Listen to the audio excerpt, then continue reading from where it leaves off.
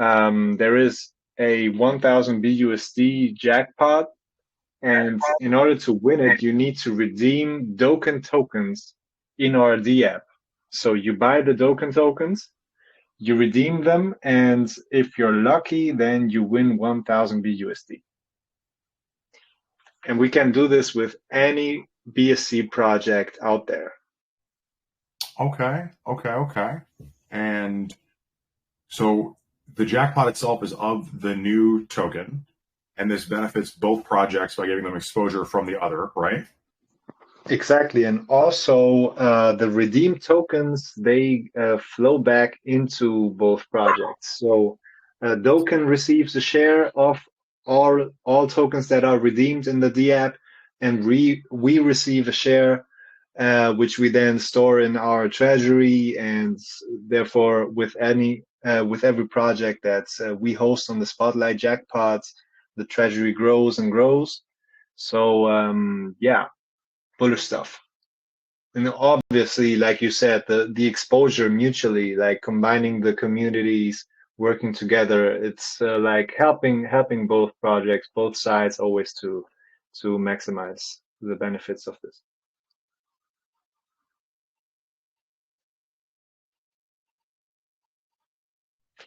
Idea, dude. So, I mean, you guys kind of like changed the space with Last Ape Standing, right? I saw a million projects copy y'all. I saw the bot get copied across the space, all that. What made you guys switch to this?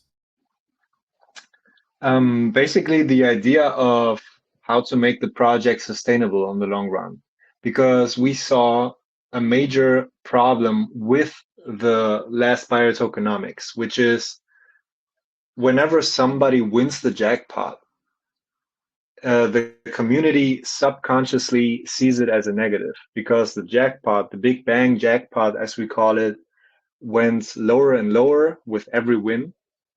And it caused like subconsciously the people understand that it's very good to have winners. Like we have jackpots in order to have people win. But yeah, it was like this weird situation in which every win caused uh, a little depression. So we thought on the long run, this will not be healthy. So we need to change up things. We need to improve things and rethink this in order to make it sustainable in the long run.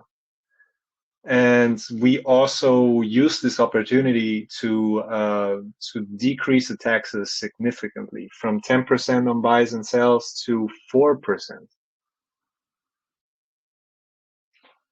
That's okay. All right. I mean, how has the community responded to it so far? Yeah, well, it was mixed. We knew it, like it was confusing because most people saw it as a central aspect of the project. We as a team didn't quite see it as a center. We saw it as one feature of many we have. So people need to, yeah, people are now curious to see what we are planning to do with this. Like they want to see which projects we have lined up for the Spotlight jackpot in the future. They want to see how we go on with the marketing, and so we are there to deliver. Okay. So, I mean, this is a learning AMA, and I love I love learning about new projects that change the space, and you guys have done a great job doing that. Um, Tell us a little bit about your experience in the space, though, right? Like, what got you to this point? How are you guys able to do such new things? Yeah, well, if I may start with this, like everyone that has like sort of a name in our space, which is known, enters private groups and people recognize them, like Conda Labs, is in virtually every private group out there, for example. Um, we learn from investing basically. Like we bought rocks, we bought lit projects, we bought everything that you can imagine, and it's like learning by doing. but also learning from mistakes. And that's how you basically learn. But as this shitcoin space, if I may call it like that, is out there for such a long time, you can also learn from the mistakes from others and from the experience from others. And that's why an AMA like this one, I think it's very valuable. So because mistakes or falling for rugs can be an expensive thing, and it can put you out of the game quickly. So you need to be careful. You need to see the warning signs. You need to see the fishy things that a project that is about to launch maybe has. And yeah, I think we're here to like share our experiences and learn from each other. You were talking about the warning signs. Oh, sorry about that. You were talking about the warning signs. What are some of those things? Sorry, I didn't understand you, Ryan.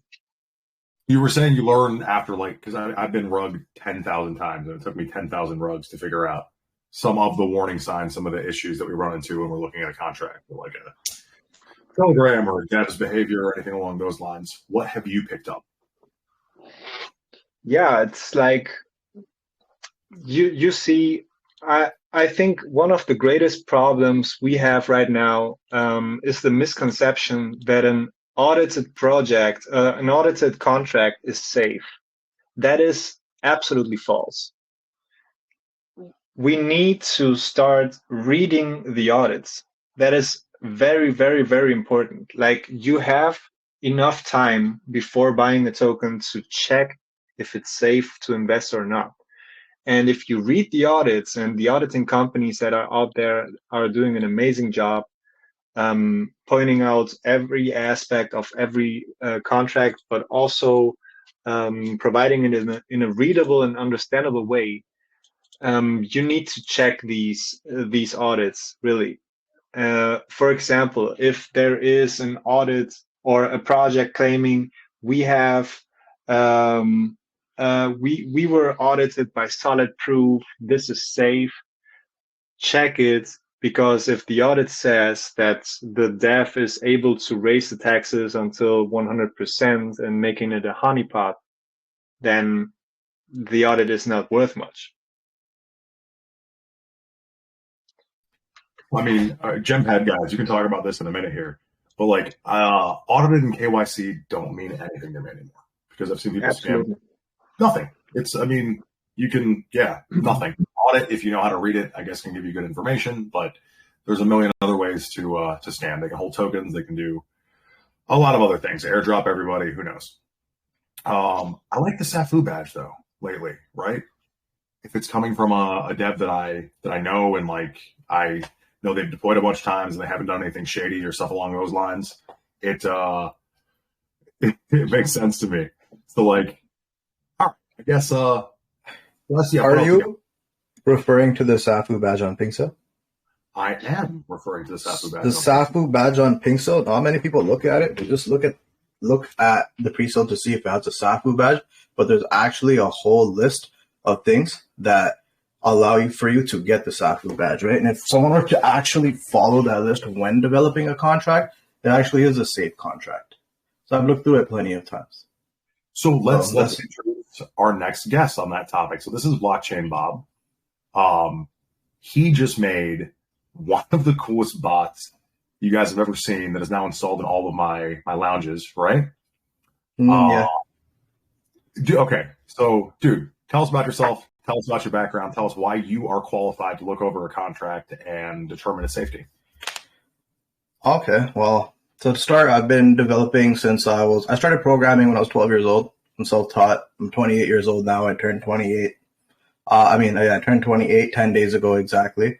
So through my programming experience, eventually when you understand the fundamentals and stuff, you're able to pick up other programming languages pretty easily. And I was involved in the cryptocurrency scene for quite some time, since Bitcoin was 300 Canadian each. So that was some years back. No, I didn't hold any Bitcoin because I was stupid, even though I knew it'd be worth a ton, but I was just young. But whatever. So Yeah. through many programming languages, right, I learned. And eventually I picked up Solidity. Something really stood out to me about developing smart contracts on the blockchain, with smart contracts, which are trustless, that remove the whole need for a person to centralize the control over it, right? So I got into Solidity to practice, writing hundreds of contracts for absolutely no reason, just writing them. I'll write one, and then I'd be like, I could have wrote it better. I'd write it better again, and so forth. I'll just keep doing it. So I got pretty good with it. I'm not going to say I'm the best, but I know a fair amount. So going through a lot of the stuff I see these days, most people aren't launching safe contracts. Like 99% of people are just copying and pasting contracts that somebody else used, and they're 100% not safe. And people just ignore the warnings. Like even on my bot, we give warnings, and sometimes the contract has 7 warnings, but everyone just chooses to ignore it anywhere. Like the other day, somebody called a token called EtherBear. Some of you may have heard of it. I scanned it with my bot. It said, owner has the capability to honeypot. And guess what happened 10 minutes later? I forwarded my results to the chat. Owner's like, all right, you guys want to fudge your bags? He honeypotted the token for 10.5 beans. So, Oh man, this is why I like the Safu badge in general, right? It's not just a copy. It's also a developer holding the key. The Safu badge kind of encompasses things like, for example, I don't know who it was, like a couple of minutes earlier talking about taxes and stuff, where you can't raise taxes to 100% and stuff like that. There has to be a maximum, and there's no minimum because you can just make it 0 if you want, right? Especially if you have a big project and you look forward to being listed on a major exchange, right? You need to have 0 taxes. You can't have a contract that has taxes and burnt LP and all that, because you can never get listed on a centralized exchange if that's the case. Can you still hear me? Yeah, we can hear you, buddy. I got you. yeah. Okay, because the Telegram just glitched. All you guys' profile pictures just disappeared. Well, it's Telegram. It's wonderful. Yeah. It tends to do that too. A lot of other things, even swap and liquefy. Like people think, oh, swap and liquefy, you have to have swap and liquefy. But guess what? If it's not developed with proper rules, swap and liquefy can also honeypot a contract. All it has to do is attempt to swap 0 tokens. So if there's 0 tokens in the contract and there's no check that there are 0 tokens in the contract and it attempts to perform swap and liquefy, it will honeypot, because a swap and liquefy can only be triggered automatically through a sell transaction, not on a buy transaction, right? I don't know if everybody knew that, but I'm sure a lot of people knew that. But since it's on a sell transaction, if it's attempting to swap 0 tokens at the same time, it'll revert and honeypot the contract. So that's one way to honeypot without actually disabling trading and all that. So you can have a Safu badge and still honeypot and do things like that. But Well, I mean, Safu badge also includes the developer that's deploying it, though. From what exactly, yeah. No, That's definitely. But through my more experience, there's a lot of really good developers. Sorry. Well, to be fair though, the Safu badge also includes the necessity of a clean audit, and I think most auditing companies that have a reputation would notice such a flaw in the smart contract. I mean, I hope so. I've never personally used Pinksil ever, so I didn't know their full, you know what I mean? But it's interesting to know that, because I never knew that. But people do some shady stuff in this space, and the whole point of this AMA is for everyone to just be safe. Always Absolutely. double check, triple check, read the audits, like somebody was saying earlier. Please read the audits. Like, you know, just because a token was audited doesn't mean it's safe. It could be audited and have like 10 million concerns, and just because it's audited, people ape it. All these people spent money on the audit, they must be legit. It doesn't work like that. Right? Yeah, so I mean, let's talk about that. So, like, I got on a DM a few days back. One guy who's a friend of the channel, I love him. He was so, like, I guess not miseducated, but undereducated on the space.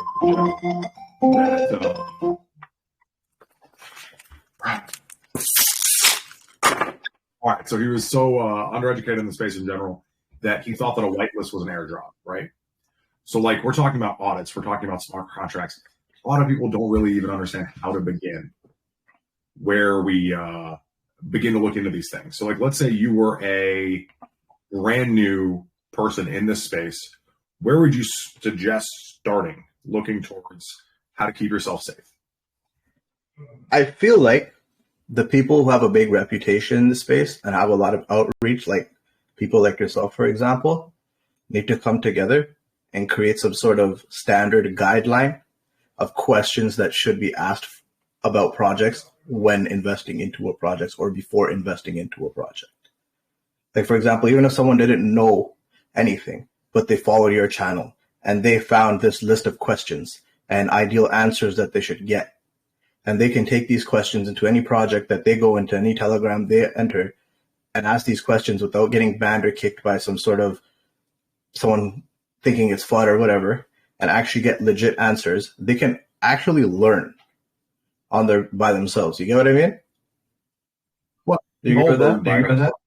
No, I heard that. We all learn by ourselves, and like, I guess what I'm trying to save others from is having to learn by trial themselves. Yeah, exactly. It's like, let's say you had a set of 3 questions, 4 questions, whatever you want, for a new person to ask when they enter into a project. What would that be?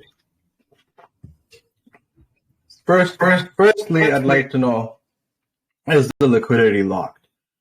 And if so, send me the lock link. Because that's the most important, that's one of the most important things, at least, because the whole contract could be safe, but if the liquidity is not locked, then like, what are you really going to do? The liquidity can be pulled at any time, right? So that is one of the most important questions, definitely. Then you'd want to know about the taxes, and you'd want to know how high the taxes are able to be set. You'd want to know a couple other things. It's interesting now. I'm thinking about all these questions on the spot. It's just like all jumbled in my mind right now. Taxes, secondly, what kind of team they are, if they've had any previous projects. If so, what are the previous projects? What are the market caps they've achieved, and what kind of goals they've achieved, and just general questions to kind of feel out the vibes of the project. Because a lot of times, if you were to enter a Telegram, right, and for a token project, and you begin to ask questions, if it's a shady owner, they would avoid it. You'll automatically get a vibe that this person is trying to avoid answering your questions. They're trying to avoid giving you necessary information that may lead you to believe that, you know what, this may not be the right investment for you. So there's questions like that. You have any more, Achilles, that you can pitch in? Any other questions? I'm sure, like, you must have some questions sort of by now. No, if I'm being honest, like, we used to vet every single contract that we posted on the show, right? Then I just stopped caring, because if the developer's shady, the developer's going to find a way to scam. Right? Exactly. That's absolutely true. Right. Like, it can be as simple as like letting your buddies all in when it's $500 market cap and adding liquidity after. Like, it can be a million things. So like my vetting questions are different, right? Mine are more, I guess, networking and procedural based. Like, what are your plans? Who have you already had represent the token? What do you have coming up? What is your previous projects? What experience have you had in the space? Okay, give me your projections of the next 5 days and the next 10 days. But like, of course, I'm looking at like how long the liquidity is locked, or did it start off with 100 airdrops, or is it rebase token with one weird wallet? Like, there's a million weird things that you can do on a coin that, you know, we used to look as far as like, what was do you guys remember Compiler 6.3? I was talking about this earlier on DC's AMA. Do you guys remember those? Nope. Yeah, you could like fake renounce, and you could fake lock, and you could do all these weird things, right? So like, I do think a developer's experience and time is the most important. Okay, STF. Give me the same question I just asked Blockchain Bob. Give me your answer. What do you look for when you're looking at a project and you want to think it's safe for a team? I think, to be fair, I have a different taste of where to invest. Like, I'm kind of avoiding degens at the moment, but I think in a better market, they will be the ones that give us the most reward for the risk we take. Anyway, talking about pre-sales, like projects that want to achieve a bigger raise, the questions that I would have to Dev is, if there are unlocked tokens at launch, what are they for? What are they used for? What's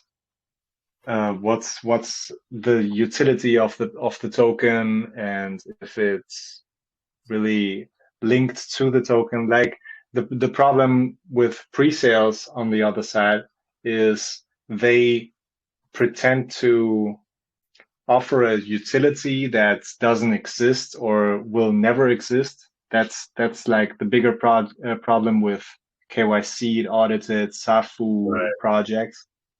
That's where you lose the money. It's not only about getting rug, but it's also about like investing in a project that gets instantly abandoned. So let me touch on that really quick. I run into teams all the time that aren't nefarious; they're just ambitious, and like sometimes that can be just as dangerous. Like, okay, if we raise 1,000 BNB in our pre-sale, we'll have a beta out for the utility in 2 months. I'm like, you guys don't have that capability. And then you have to survive for 2 months, and that costs a lot of money. And that's why I respect your team, man. You guys had everything live at launch. Yeah, I think a balance of both is good. That's at least what I have learned from our launch. Having everything ready at launch is not always ideal. Like, people want to look forward to milestones. But anyway, it's still better to have your utility completely ready at launch instead of not even having started to develop, because it's just that's a clear warning sign to me. If you offer if you sell your tokens in a pre-sale, promising amazing utilities to the investors, you should have at least the evidence that the development has started or is in progress or anything. So if you don't have any answers to this, or you say, yeah, the beta is coming out in 2 days after launch, that is a red label. That is really a warning sign, because everyone can claim this without providing evidence. And that's where you lose the money as well. You don't lose all, but you can expect the chart to dump after launch immediately. Okay, so you provide a lot of calls for this channel as far as like the big utility projects that you talk to me about and that kind of stuff. How do you determine which ones are good and bad? Well, for the launch list itself, I really look at the technical side. I look at the audit. I also look, and that's very important, I look at their socials. I check their Twitter account, see if it's botted, how's the engagement of the community, the follower to like and comment ratio, for example. If it's like very far away from each other, then they obviously botted their Twitter account. Telegram, same thing. Online members to total members ratio should not be too far away. If you see a project with 10,000 Telegram members but 300 online, you instantly know what's up. And those are the things that I check first. Also, of course, the audit, if it's ruggable or not. Then I check unlocked tokens. If a huge amount of tokens, I have a preset right in front of me right now. It's called Texas Protocol. Hey, bro, let me share the screen. I should show you this. Why do I do this? I think you have the ability to do that, right? Top left, the 3 dots. Check this. That's my alt account. All right, you see this, all right? Sorry for the Jampad people. I have you here as well, but just to show what I mean, this is you are forgiven. Don't worry. You see this pre-sale it is audited, it is KYC. That's the badge they will brag about, right? Presale will start in more than 3 days. It's a fair launch. That means it has no hard cap. 51% without even looking. Oh no, 70% goes into the liquidity. That's cool. But then you check the audit. Let's open that up real quick. So no critical issues found, cannot mint, contract cannot be locked, so they cannot disable trading. It's not renounced. That is okay for pre-sale tokens. They usually renouncing a contract with utility is a bad thing. Keep this in mind as well, because they will not be able to adapt to the utility or to the market. In degens, it's another thing. If you see a stealth launch with much hype, renouncing is cool, but in utility projects, absolutely not. So you go through the audit. Solid proof is always easy to read. I will skip through it. In PinkSale, you have this quick audits here in the bottom as well. So cannot blacklist, cannot disable trading, cannot change max transaction, cannot set the fees, no mint function. That means the contract cannot be honeypotted. But now look at this shit. Okay, these are the token allocations in the presale. Okay, wait. These are just because we're talking to people that might not know exactly what that means, right? Yeah, we'll run absolutely. down what is token allocation. So, like when you're deploying a contract, what do you do?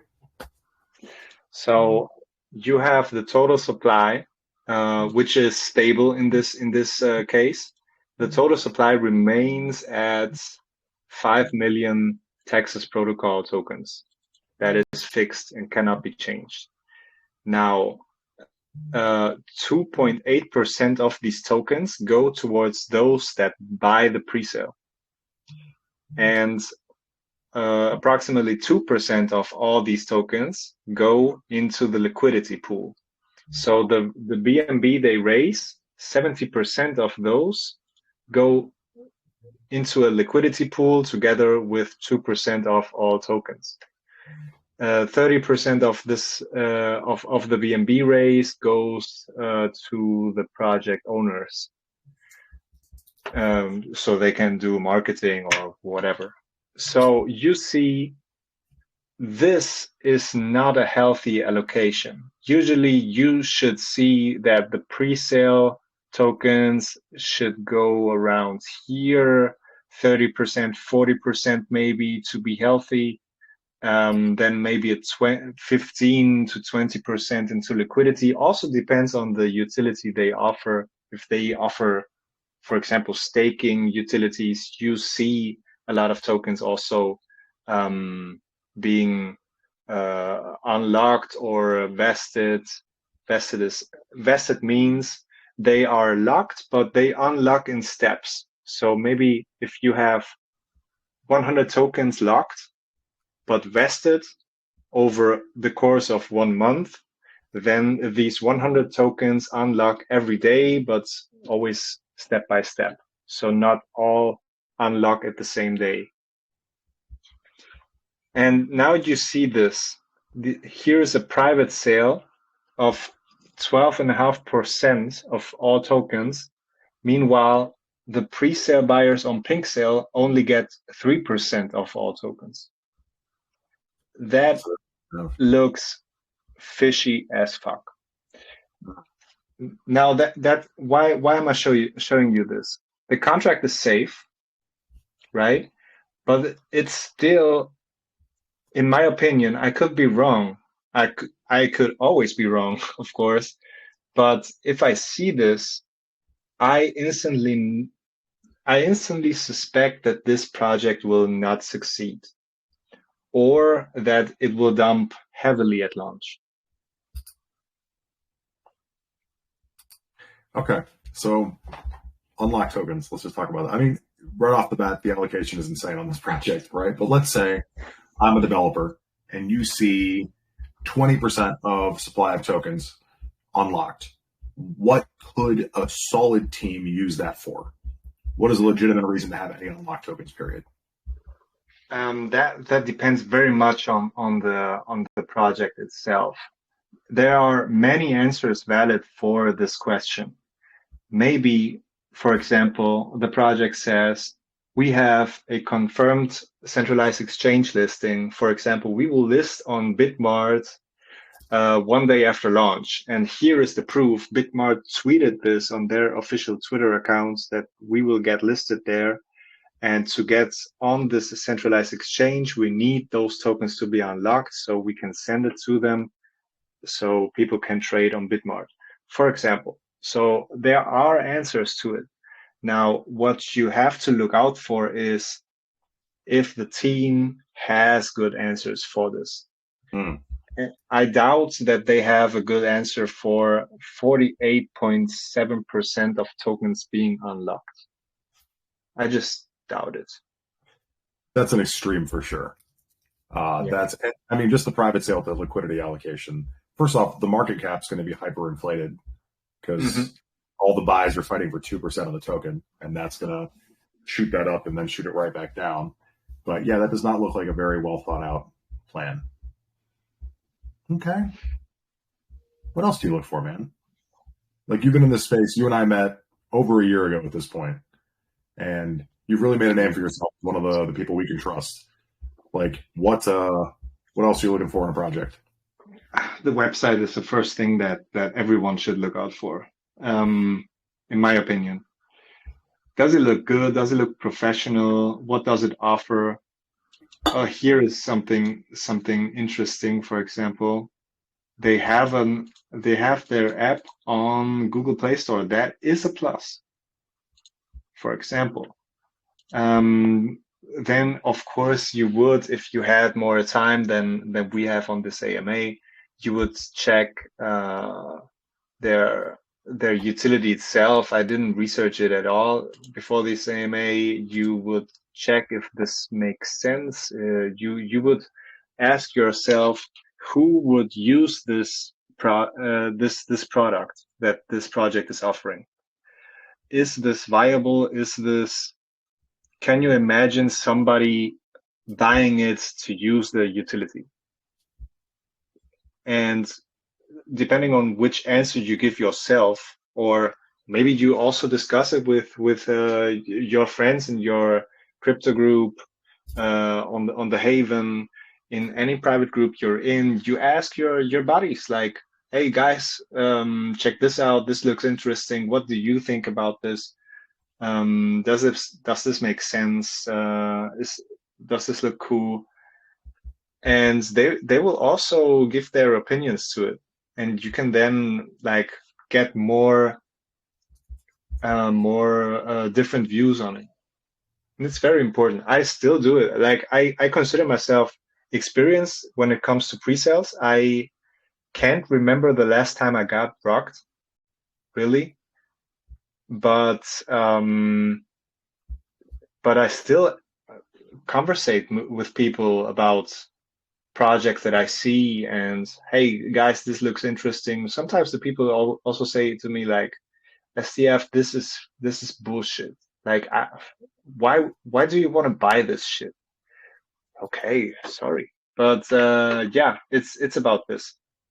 Sometimes you also get blinded by a beautiful website and need to get back to the facts right here.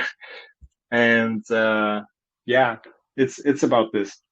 The most important thing is that you take your time to really research on a project. Like, FOMO is very risky. You also should always check if somebody known in the space vets the team, knows them, and yeah, that's about it. Yeah. Can I add to that real quick? Can you click on the Gempad link, STF? Can you go to So if you see on the Federal Reserve, we just launched right now. If you see that vetted badge, that's a new service they offer. So Achilles, you might want to talk to Gempad about this. But what the vetted badge is that a well-known call channel or lounge will actually sit down, do an AMA with the project, and go over the entire project, and they can confirm that it is an actual good investment, right? They'll go over the contract, they'll go over the team, they'll go over the tokenomics, they'll go over everything with them, and they'll give Gempad the go ahead to give them the vetted badge. So it's a very yeah, I can kind of take it away from here if you want, Conda. It's no problem at all. Go for it. Okay, so yeah, thank you for having me. First of all, I apologize if I do not sound so hyped right now because it is extremely late, but I will try my best. So yeah, considering we also kind of touched upon the topic of the Seifu badges, we actually did have a Seifu badge before we, I'm gonna say, came up with the vetted one. But we felt like that it got a pretty bad rep from Pinkcell, so we decided to just, scratch it altogether. And we decided what's better way than to do so than come up with, of course, a new concept, which is the one that Conda was speaking about. So this is the vetted badge. And yeah, he gave you, all the concrete information, but I'm just going to quickly run through it as well so you guys have some more information about it as well. So yeah, the point was that we're of course constantly trying to improve the space and innovate some things to keep of course investors safe and happy at the end of the day, right? So yeah, without further ado, it's a pretty new batch, so not a lot of projects on Gempad had it. So yeah, Federal Reserve was one of the first ones that was actually vetted. And yeah, how does this work? It's a pretty simple process, I'm going to say, to understand anyway. So we have as of now, we have two main partners that do the vetting process. And this is DeFi Skeptic and Anti-Ruggers United. So of course, the project can choose which one they'd like.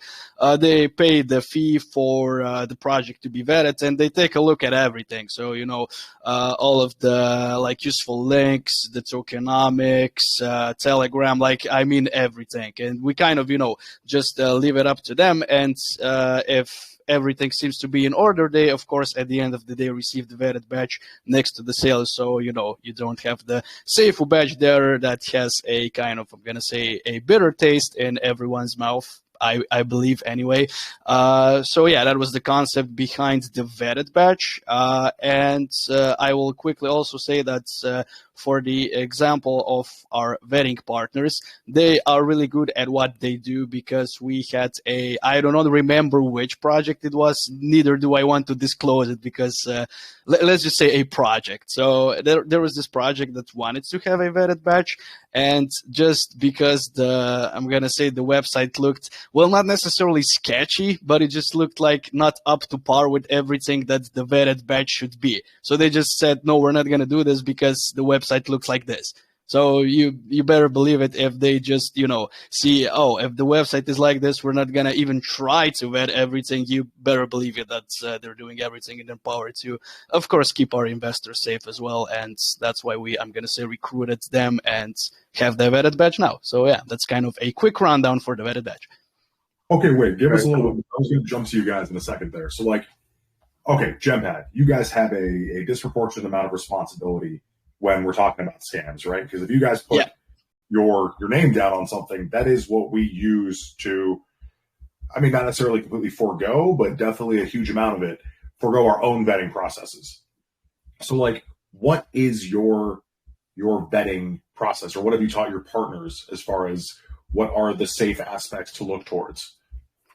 To be completely honest, I myself didn't actually discuss for all of the aspects. I'm just aware how it works. So if I were to give any concrete information regarding the whole vetting process, besides this that I already mentioned, at the end of the day, I might just lie about something because I don't have complete information regarding that. But I can for sure get back to you.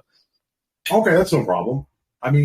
What are just some positive aspects you look at when projects come to you? So maybe not for the vetted badge itself, right? But let's say I want to launch on Gempad. What is the process that a developer goes through to get onto your platform? Oh, okay. Yeah, that's no problem at all. So how we handle things is we have a listing team with I think that 3 people are on the main listing team right now. Of course, we will try to, kind of help with the projects and to search them. And how we go, I'm going to say how we go about this is like we have 2 main scenarios. So the one is that a project approaches us, and we have the second one that we approach the project. So I guess I'm just going to go through both of them, so you have all of the useful information right here right now. So yeah, I'm just gonna start with the first one, that if a project approaches us. So it is basically I don't know, the project owner sends a DM to a member of the listing team. And we usually, if you want to launch with at least a gold tier, because again, we have a tiered system. If you want to launch with the gold tier, it's not, I'm going to say, necessary to go through us, but everything higher than that, we need to give it ourselves. So it's not like if you were to, we have, just so all of you that are not aware, we have the common tier, we have the gold tier, we have the platinum and the diamond tier. That's if we don't talk about the alpha. I can get to that in a second. But those are the 4 main tiers anyway. And yeah, if you want to launch with the lowest 2 tiers, you can do so without going through us, essentially. You can just create the listing, and in the case of if a project creates listings that are kind of shady and everything, we just cancel them. It's if we see, I don't know, weird activity, like for example, the Telegram was created like, I don't know, in the same day, or bought its members, the numbers don't add up. We of course try to assist and try to get as much useful information as possible. But at the end of the day, if there are some aspects that just straight up scream scam, we're gonna take it down. We will just cancel if everything is not in order, because we do have certain standards, and we do feel like that every launchpad should have one. And yeah, those are for the examples if projects list on their own and don't go through us. Now for the higher tiers, so for platinum and diamond, it is absolutely necessary to go for us, because you cannot even create a listing with those 2 tiers. You can essentially just create for the bottom one and the gold one. And the gold tier, if we do decide that a project is worthy of a higher tier, we will then manually upgrade it once we have some, I'm going to say, some VCs, and so we have all the useful information, and that we at the end of the day feel like they have a reliable dev, and that the audit is in place. And by the way, for the platinum and diamond tier, it is absolutely necessary that you have an audit as well as the KYC, not just either one of them. I know at the end of the day, like we, again, talked just before that, it doesn't necessarily just guarantee it's going to be 100% safe, but it's still some sort of a safety measure that they still need to do it with us. So we don't, for example, just take for the platinum and diamond tiers, we don't just take third-party KYCs, we also require them to do the KYC with us, just so if anything were to happen, we can quickly urge and try to resolve the situation as fast as possible, and maybe even try to get some funds back. So that is the main reason why we require mandatory KYCs with us as well for the higher tiers. And yeah, how the tiers essentially work once the project approaches us, or if we were approaching them anyway, we just set up a group chat and we put the majority of our team in there. So essentially the listing support, just like I mentioned, we also put in the marketing guy if they want some help, and also our main developer, who's of course in charge of the whole launchpad. So if anything were to happen, because at the end of the day you can run into some troubles while you're listing, or some contract issues, he's always there to help as well. So it's not, the support is like, I'm going to say, pretty much 24/7 regarding that matter. But the main aspect why we do create group chats to have all the people there is just so we don't miss anything, so we can discuss all of the aspects regarding the tokenomics, so the dev can check the contract himself. So we don't just take the audit's word for it, I'm going to say, but our dev also checks it if in the case that if the community just feels like, yeah, this is for sure a scam, or if we feel like that, we're gonna, of course, manually check everything before we do decide to proceed with the sale. So I hope this gives you some useful information regarding the whole process. Okay, man. How long have you guys been? Yo, so sorry to interrupt. Who is DC in this? Is awesome. DC is doing some AMAs for us. DC, say hi to everyone, buddy. Okay. What's up? That's the. I just needed to go show because I got this DM. I'm so sorry. No, DC is cool. I lost my train of thought. Better safe than sorry. Always better safe than sorry. And remember, always make sure you're talking to the real person when it comes to all of these names. Jesus, yeah, man. Seriously. Dude. The number one thing, bro. Like, you gotta be like, hey, hit me up with your with your Twitter, hit me up with your Telegram, hit me up on your YouTube channel. I want to see a video of you. Like, don't get scammed in this space. It's so easy to get scammed. It's so easy to get scammed. Like, that's it. Honestly, bro, the first time I DM'd you or we talked, I had to go to your main channel. I had to go to your call channel. I had to click on the little link there. I had to scroll down. Didn't see your name. I had to go to your discussion group. I had to @ you in there to make sure it was you. Like, I've been scammed before. Dude, thank you for doing all three because they have copied my channel completely. And it's a poor copy this time because we shut them down a few times. But, like, they have copied the channel. They're insane. They're insane. Yeah. Okay, so we got the three people, Blockchain Bob, STF, and GemPad. I just realized we've been speaking for an hour. So I think it's time to jump to the wonderful Haven and see what questions you guys have for these guys. Like anything. I mean, we've talked about safety, but if you have a question about how to buy a project, anything at all, jump in. That includes me as well, whatever you guys want to ask. Sounds good, buddy. All right, Haven, what do you got? And if you're not unmuted, just raise your hand and I will unmute you.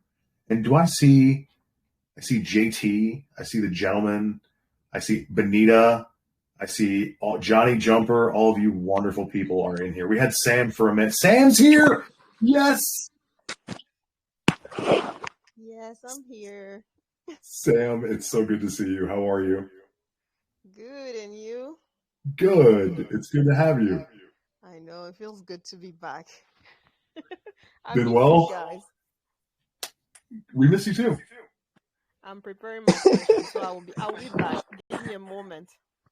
Okay, we have a Sam question coming. All right. Who wants to beat Sam? Ask away, guys. I got DC. All right, here you go. I don't know if this is for. I think it was Blockchain Bob was talking. I said this. Yeah. It's this. So it's swap and liquefy can turn into a honeypot. So man, when you're talking to a team, like what question would you ask to figure out? And this is for you too, STF, because you work with GemPad. So what question would you ask to be able to identify whether it would turn out to be a honeypot or not? Like, what type of questions would you ask a team? It's like, what type of response would a legitimate team give? Like, would you ask them, like, what was the point of having the swap and liquefy function? And like, what answers should, like, what type of answer should I look for to know the legitimacy of it? Do you understand the question? Yeah, I understand. The question, it's a basic question. It's, the reason for the swap and liquefy is to swap the amount of tokens in the contract to get back for BNB and distribute it amongst marketing, rewards, liquidity, however the tokenomics play out, right? So you would have to check the tokenomics firstly, right? And then you're going to have to ask them, it's just simple math. You have to ask them when does it decide to swap? What are the restrictions on swapping? What is the minimum swap? Will it swap at 0 tokens? And you have to ask them, what is the distribution of the BNB once it is swapped? It's just straightforward. Because every contract, they kind of switch it up. But a lot of contracts are forked these days too, but they still switch it up. So it's just very straightforward. You just ask them, how is the BNB distributed? When are the tokens swapped? What's the math behind it? And the math may be a bit confusing, but with a calculator, it shouldn't be too hard. maybe the other person you asked was STF. Maybe he might have a little bit to add on to that. Yeah, Absolutely yeah. not. What you got, No, I'm not a dev. I'm an investor, and no, I see my dev Abbas in the public here. If I claim to be a dev, he would just roast me in public. So I will never say this. I feel you, but it's just very straightforward. That's what you need to ask. You need to ask if they're able to set the swap at 0, because if they can attempt to swap 0 tokens, it'll block sales. That's basically it. That's all it takes for the swap and liquify to turn the contract into a honeypot. If the contract attempts to swap 0 tokens. So there needs to be some restriction against that. And like for full newbies, like disable trade is also how you just honeypot it. So like, yeah, disable trading, high taxes, blacklisting, stuff like that. You know, all these guys are coming up with new nifty features every single day because they know there's people like us that are publicly exposing them in AMAs and putting out their business everywhere, right? So they're working on new ways to scam every day. Like I'm somebody that goes to new contracts every day, from your channel to this person to that person to that person, and you'd be surprised at some of the things I see. These people, like, if they put that amount of effort into doing something legit, like, they do very well for themselves. But I don't know what's gotten into them. They want 1, 2, 3 beans when they could be making hundreds of beans legit. Drew, it doesn't make sense. Worked as hard as he did at scamming people as actually running his own channel, he'd be very successful. But he'd rather be a scammer. That's what they Yeah, fake Achilles. You still around? Oh, he's around. He's always going to be around. Oh, no. I mean, that's sometimes mind-blowing. By the way, here goes another question. This is more for blockchain Bob and Achilles. Do you think we'll get to a point in the space where, like, the days of people being able to do stuff like that are going to be over with? Because I'm going to be honest with you. No. I ain't going to lie. Okay, good. I ain't going to lie to you. I don't want to get to a point like that because I don't want anybody to get scammed. But at the same time, I don't want the government interfering. I just want folks to, like, be responsible and pay extra attention. I'd rather that than our government being. What do you think, Achilles? I don't already think. Yeah, you can go, Achilles. Go for it. Okay, me. So I think that the way that we approach that, other than centralization and control of the smart chains, is like the large utility providers to the chains aiding in it, right? So like if you notice when you jump on to PancakeSwap or PooCoin, it'll say you're importing a custom token. That means this token could be not sellable. It could be things along those lines, right? And one thing I've always wondered is, like, you know, if anybody's ever used a bot before, which, like, I briefly tried 6 months ago and got wrecked, but the bots have, when they go to purchase something, a honeypot check, they have the ability to jump over transactions for things like honeypot or raise taxes to a certain height and things like that. I think we can protect everybody in this space with utility as opposed to regulation. So, like, why doesn't MetaMask have educational aspects to it to new traders, which is hard with a custom RPC, right? Like, MetaMask isn't even necessarily made for BSC. It's made for Ethereum, but it works with anything on any ERC20 fork. Yeah, I just think there's better ways to go about it than hard regulate us and monitor every launch and then make it so expensive that only 10 guys can do it and that kind of stuff. Yeah, I also think that we sometimes, like, our space, us people meeting here in this VC, we sometimes overestimate how big of a portion DeFi in this form, like degens, shitcoins, really is compared to altcoins and yeah, bigger projects that are traded on centralized exchanges and whatnot. So like MetaMask is the most volume they are running doesn't come from BSC tokens or Ethereum tokens. So I think, yeah, it's coming from altcoins, from transferring here and there, swapping BNB with BUSD and so on. Oh yeah, no, I understand. I thought you just. I can believe that. You know what, like DC, I think, like, you know, those days are here. I mean, if you look at this chat, everybody in this chat that we have right now, we can vet every project. We can make sure everything's safe before anybody in this chat buys it, right? We have a boss here, amazing freaking dev. We got Blockchain Bob here, knows his stuff. STF knows his stuff. Arian up in here knows his stuff. Everybody in this chat could vet a project fully to the full extent and make sure it's safe. But that's the issue, is not everybody has access to people like us. And I think that's just what it's going to take, is that for everybody to like be more responsible with their buys and stop aiding these ruggers in their journeys, right? Like if we're contributing to the problem when we're buying things that we don't know, you know. Absolutely true. Absolutely true. That's a good point over there, Z. And scammers like have been for many thousand years on this on this planet, so they will not stop existing. It is what it is. They are part of this community, of this world, of this planet. So the best thing that we can do is educating ourselves. There are still people, we're in 2022, and there are still people getting scammed through SMS, like simple SMS, claiming like, I don't know, any tax or a tax claim or whatever, which it's kind of stupid. I mean, how you can claim a tax when you haven't submitted or anything like that. It's common sense, but people don't educate themselves. I think that once they start educating themselves, it's when it will become, it will begin to become safer for everyone. But it will take time. We are still quite early for the blockchain as a whole to. It's kind of new for everyone, even though it's in here for more than 10 years. But yeah, education is the key.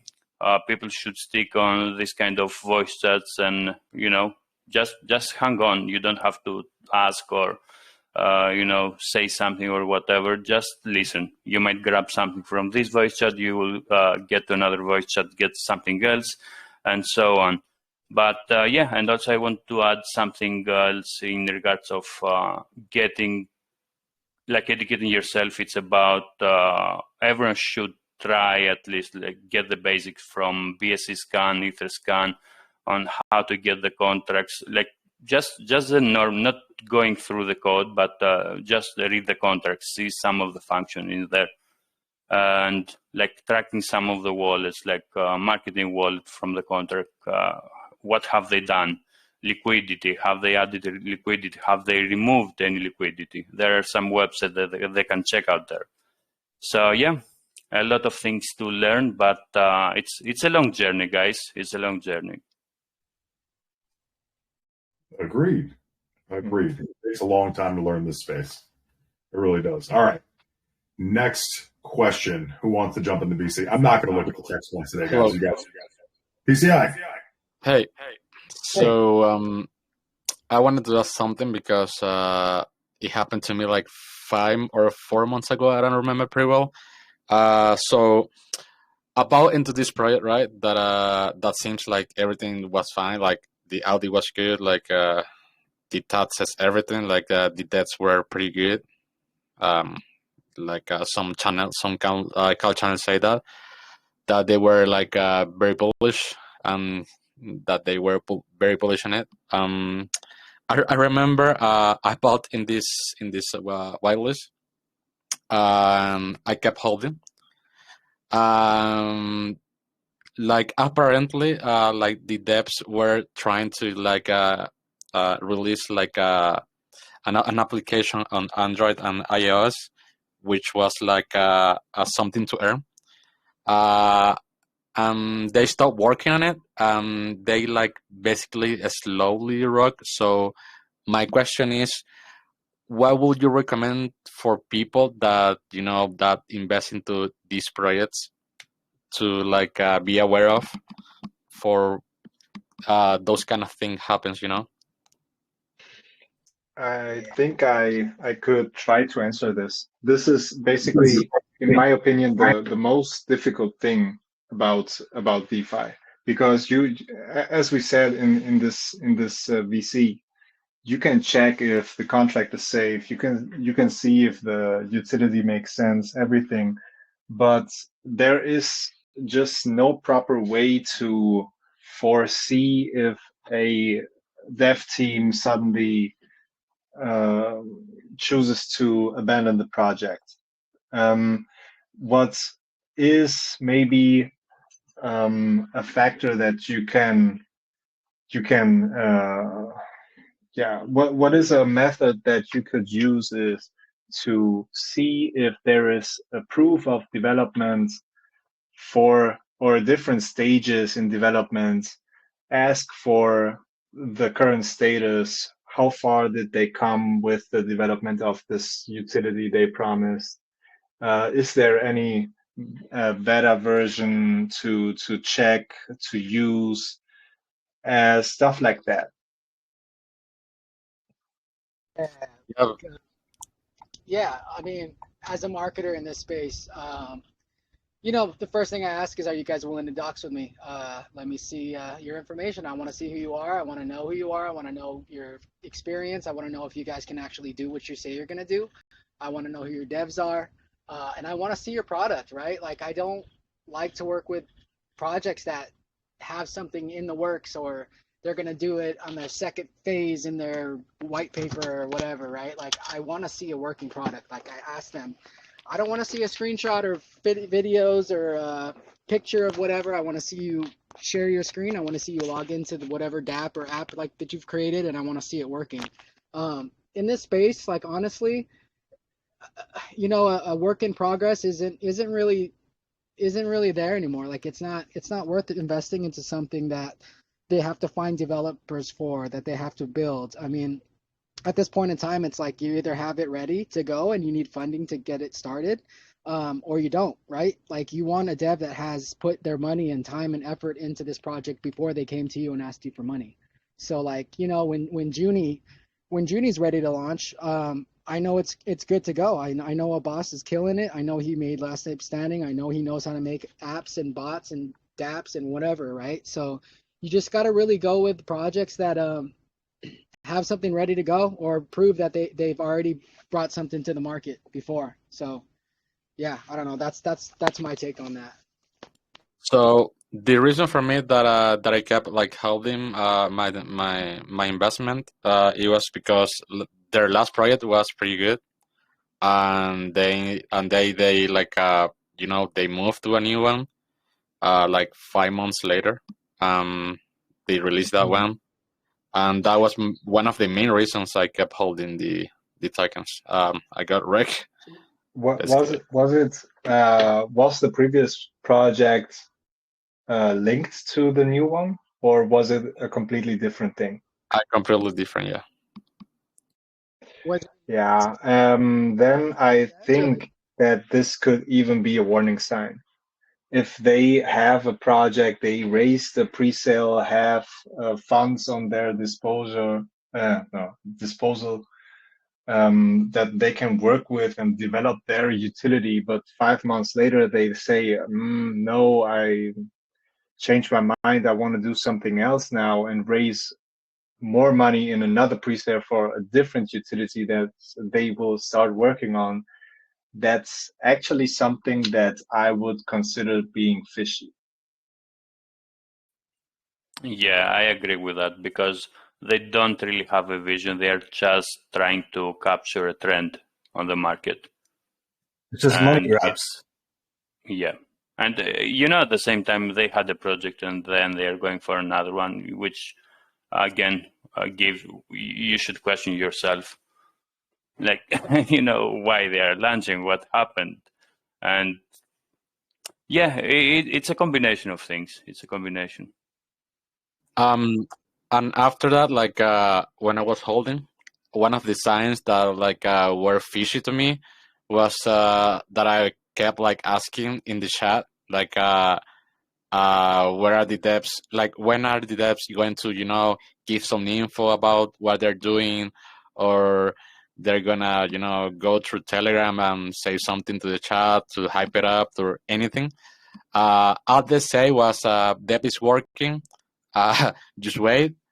There was like a 2 or 3 mods just saying the same all the time. I should have known that, and you know, like just sell what I had but it was too late. Yeah, it's like I don't want to pretend this, like it hasn't happened to me in the past. One actual advice we could give, I think many in this VC agree with me on that point, is that you need to try to take profits as early as possible, not like destroying the chart with dumping your tokens or something, but just like A small strategy. cells, DCA out of the project. But DCAing means dollar cost averaging, for anyone that doesn't know about this, means that with buying dips and selling on green candles, you get your initials out. And once you Yeah. have Some your sort of initials out, strategy. then yeah, then you can be more relaxed. You can afford more patience and more yeah, you can afford to take more time to decide if you stay in the project or not. And you can take risk at that point, right? Like my strategy has always been since day one, like at a 3x, take your initial. Unless you're aping like, huge amounts of money, then it's usually a little bit of a different process. But like on any coin, 3x, take initials, and then the rest, you're not stressed about losing. You've already gotten back to zero and you're playing with the house funds. Yeah, never. I mean, anybody on the team telling you not to sell is not a reason not to sell, right? 100%. You don't sell when you see, it's progressing. When you see the progression, when you see, oh, they reached this milestone. Look at the chart went up. Or look at the development. Look what they released. Like, that's when you don't sell. You don't sell because the team's telling you, or everybody in the community is telling you to hold their bags, because all they're doing is trying to make you hold so they can get some profit off of it, right? So yeah, I mean, honestly, like I don't tell anybody that buys my private sales or buys my pre-sales to hold. I don't tell them, hey, come on, man, hold the floor for us or whatever. It's the project's job to make you want to hold the token, right? So yeah, don't feel bad for taking profits. That's what your investment is for. If you're an early investor, you should be getting profits from the project because you're helping them to get started, I love that. Anyone who tells me not to sell usually gets sold on immediately, because what are you doing? That's why I'm here. Like, there's no reason. Yeah. Hire me to hold. How dare you? Yeah. No, they should be like, hey, check out what's coming, and then that's that's your key to hold, right? But them telling you, hey, just hold the floor. No, dude, like, you guys don't have anything going on, Yeah. Why would I do that? Just so you can have a higher floor for it to be dumped upon? Like, if you don't have a plan, it's not going to work out. That's like one of my trigger words in BSC right now, because I've been in so many private sales. Like, all right, so, no vesting, nothing along those lines, but you can't sell for a month. And I'm like, no, I'm not giving. That's crazy. There's no vesting. If you sell, I swear I'm gonna fud the shit out of you, bro. PTI, you're awesome. Thank you. But just to add something else, so one of the other reasons I kept holding was because, like, the first days, I remember they were actually providing like updates, and they were like giving the people what they wanted, and that was encouraging people to keep holding. But after like 5 days or 6 days, they just they just fade. Yeah, it's very difficult. Like, it's very difficult. A project could look perfectly, flawlessly, provide everything that you want to see. In the end, it is also possible that the project just fails without bad intentions, or that the scammers did it very well. You are never risk-free. You are really never risk-free. So even if in the project that you consider to be super safe and super promising, never invest more than you are willing to lose. Every time I buy something, I assume the money's gone. I think that's a good way to behave, right? Is like, if I get my money back, that's amazing, and if I make money, that's really amazing. because the best teams can get screwed by the market dumping on that moment, right? Everybody panicking and pulling their money. The best teams can make all the utilities and spend every penny and still just get sold on. On low caps, one botter can ruin the whole coin that had nothing to do with the project. It's a very dangerous space. And like, that's why we do AMAs like this. And that's why we have awesome people like the guests we have on tonight, because all we can possibly do is minimize it for ourselves. We cannot eliminate it. Yeah, we're living in a space where one tweet can destroy a project or it can make a project, and you have to you just have to remember that, like, it's very volatile, right? And you have to know enough about the project to invest in it, and you have to know enough about the project on when to sell, when to hold, when to DCA. It's just all about research in this space, and like, I mean, I don't know. You just have people like Achilles here trying to teach you about it. So just keep showing up to these AMAs. Ninja Lounge does the same thing. Like, keep showing up, keep learning, keep researching. Just research the project front and back before you buy into it, I agree. It's great to have you guys here, man. I think you guys are doing this for us here. PCI, what else you got, man? No, I just wanted to add that that is true, because I remember back in December last year, I didn't know what was like a honeypot, and eventually, like, you learn and learn and learn, and you get to the point where, like, you don't need to I don't know, like, go to a channel and see if something's safe. Eventually you figure it out yourself, man. Yeah. And that's like, I guess that's the goal. Achilles, we should do another AMA on another day, discussing how rugs were back in the days. Oh God, we can just talk about and like there were like vicious things going on. You know what makes me wonder is, like, is it still just like that and we just got past it? Or no, we make the space better? I'd like to think we made the space.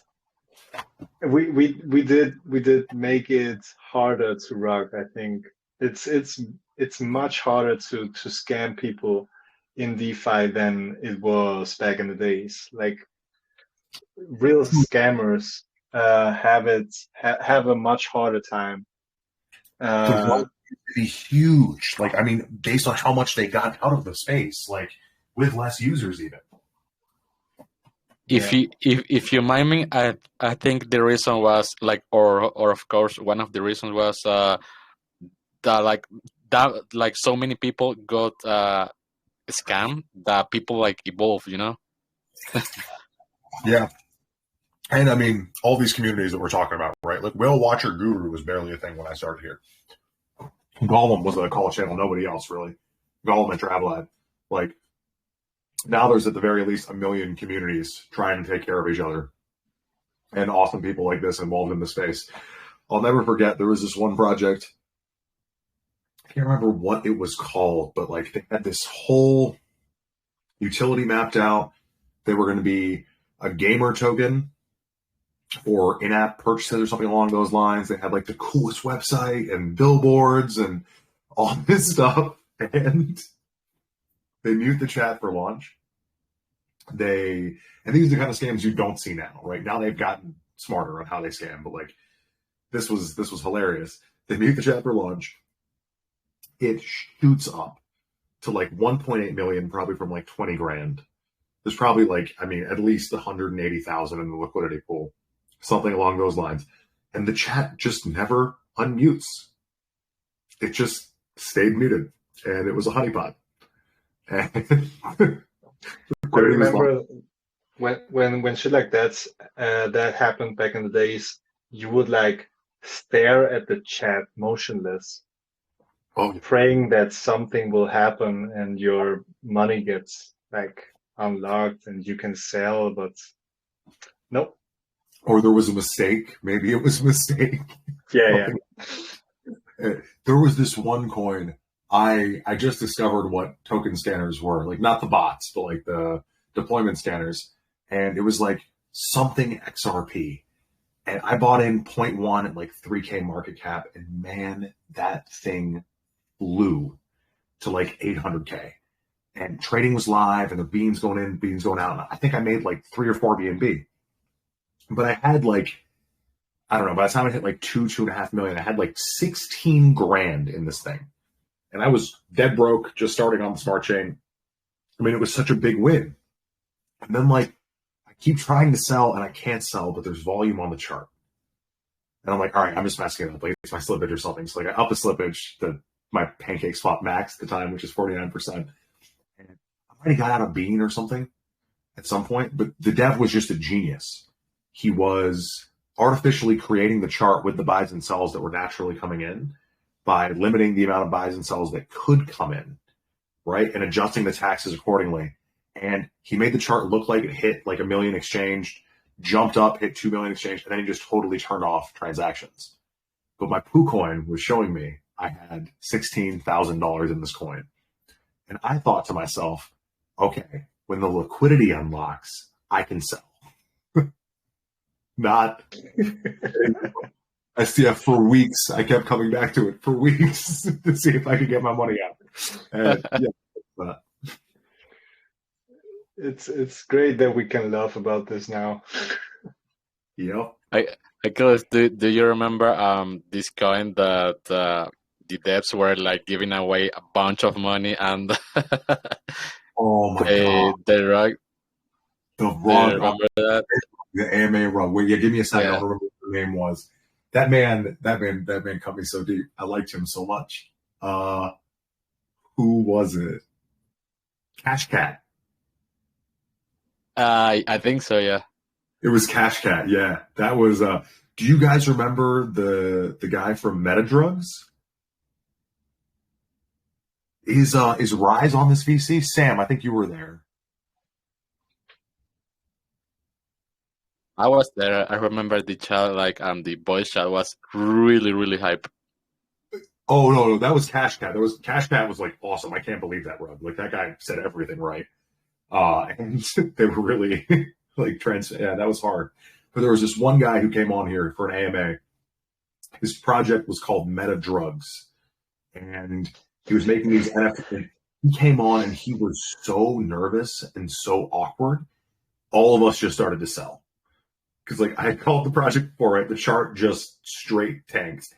And then like at the end of the AMA, he like made a weird noise and it was just a honeypot. And then his account was deleted. We were like, well, all right, you're gone. Cool. Oh, damn. All right, you guys want to do one more question? If somebody wants to jump in here, we've been going for an hour and a half. Again, GemPad team, Zconda, Blockchain Bob, STF, thank you guys so much for being here. This was awesome. I would like to do this more often. No worries, man. Anytime. It was my pleasure. Thank you for having me as a surprise guest, I'm going to say. So, yeah, would definitely love to join again if I were to be invited. So thank you so much. Rainlands considered an open invitation, and I'm sorry. Zconda was kind enough to make a group with all of us in there, and I kind of stopped following up on it, so I'm going to check in with that. I think you guys have an awesome platform, and happy to support. Thank you so much. I appreciate it. Okay, well, I'm going to end our nice little recording here.